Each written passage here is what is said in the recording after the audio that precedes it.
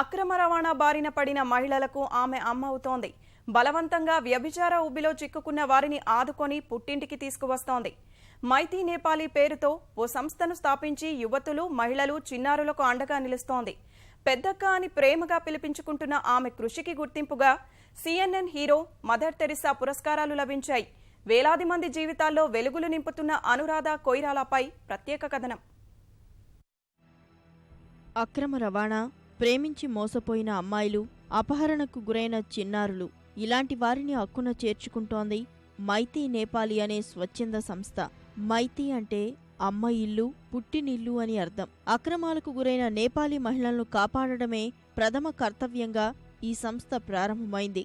1993లో ఈ మైతీ నేపాలీ సంస్థకు ప్రాణం పోశారు నేపాల్కు చెందిన అనురాధ కొయిరాలా. అక్రమ రవాణాకు గురై వేశ్యాగృహాల్లో మగ్గిపోతున్న వారిని కాపాడి ఆలంబనగా నిలుస్తున్నారు. మహిళల బాగు కోసం కృషి చేస్తున్నందున అనురాధను నేపాలీ మహిళలు ప్రేమగా పెద్దక్క అని సంబోధిస్తారు.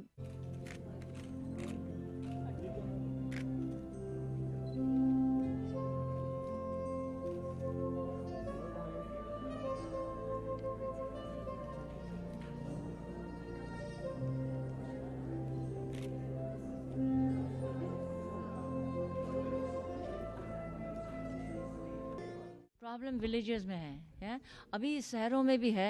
वो तो जानबूझकर पढ़े लिखे लड़कियां they go for prostitution but prostitution and trafficking is two different word. Prostitution मैं करना चाहूँ तो you can not stop me, but trafficking मेरा विल का अगेंस्ट है।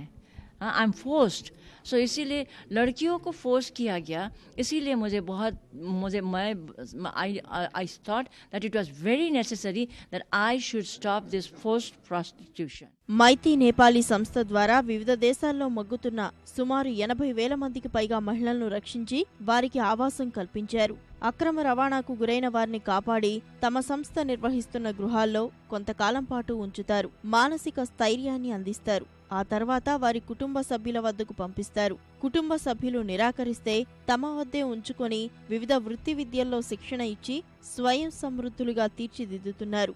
అనురాధ చేస్తున్న కృషికి CNN heroes, mother Teresa award సహా మొత్తం 38 జాతీయ, అంతర్జాతీయ అవార్డులు లభించాయి. We teach the girls different skills, whatever they want to learn. If they want to go to school, yes. If they want to learn different skills, yes. Then after learning the skills, if she doesn't want to go, we'll look for a job. And many of the girls are working in different fields. They are in bakery, they are in coffee making, they are in beauty parlors. So after this, they are reintegrated into the society. And then we feel very strong and we're happy because they're economically strong. My plan is to totally close down my organization. You know why? Because I don't want any more of this crime. Iran, Iraq, Syria సహా వివిధ దేశాలకు ఉపాధి కోసం కార్మికులుగా వెళుతున్న మహిళలను బలవంతంగా వ్యభిచార ఊబిలోకి నెడుతున్నారని మైత్రీ నేపాలీ సంస్థ ఆందోళన చెందుతోంది. అలాంటి వారిపై కేసులు పెట్టి ఊచలు లెక్కపెట్టేలా చేస్తోంది.